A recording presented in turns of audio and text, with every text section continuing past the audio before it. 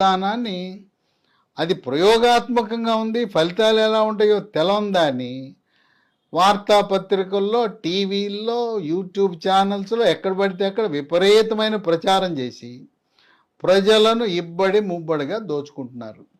అదేంటంటే PRP, platelet rich plasma అని చెప్పి ఇక మోసానికి అంతులేదు.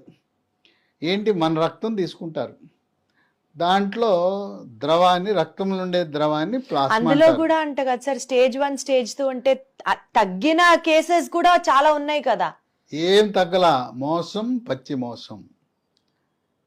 అది అసలు దానివల్ల ఫలితాలు అనేవి ఎక్కడా లేవు.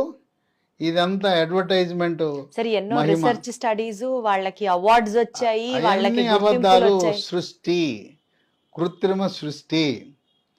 తర్వాత ఒక ప్రముఖ